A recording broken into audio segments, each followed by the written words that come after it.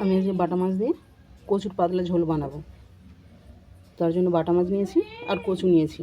প্রথমে আমি মাছের মধ্যে লবণ আর হলুদ মেখে মাছটাকে ভেজে নেব।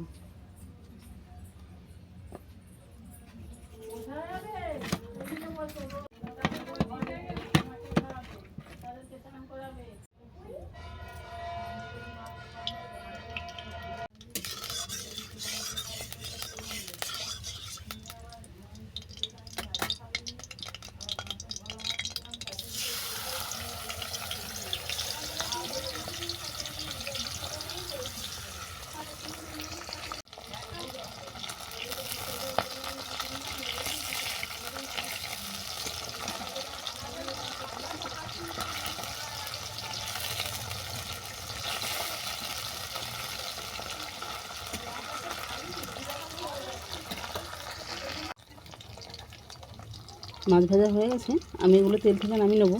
আর বাকি যেগুলো আছে সেগুলো একইভাবে ভেজে নেব।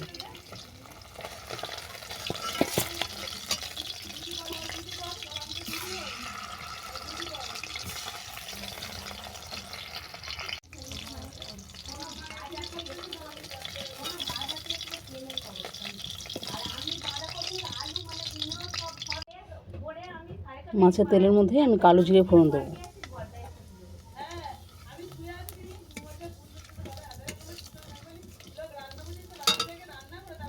ফোড়ন ভাজা হয়ে গেছে, এর সঙ্গে কচুটাকেও আমি তুলে দেবো।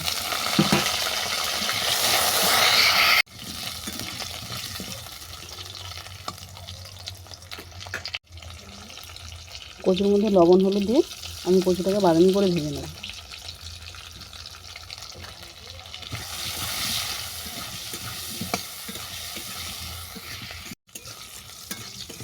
কচুগুলো আমার বাদামি করে ভাজা হয়ে গেছে। এরপর দেবো আদা বাটা,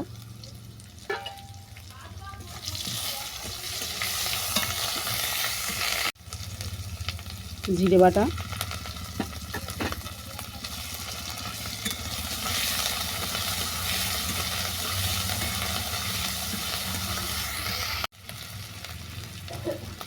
টমেটো বাটা,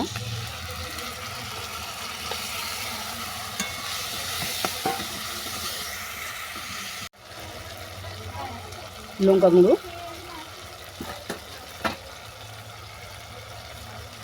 আর দুটো চেরা কাঁচা লঙ্কা।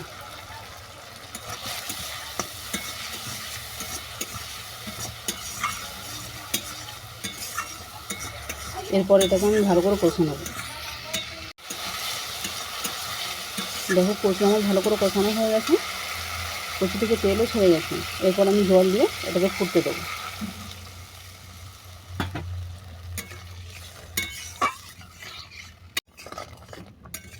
দেখো ঝোল আমার ফুটে গেছে আর কচুও ভালো করে সেদ্ধ হয়ে গেছে। এরপর ভাজা মাছটাকে আমি এতে তুলে দেবো।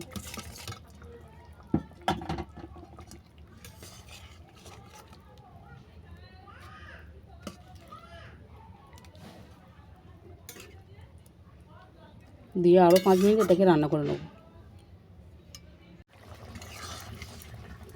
কচুর ঝোলটা আমার হয়ে গেছে, এবার আমি এটাকে নামিয়ে নেব।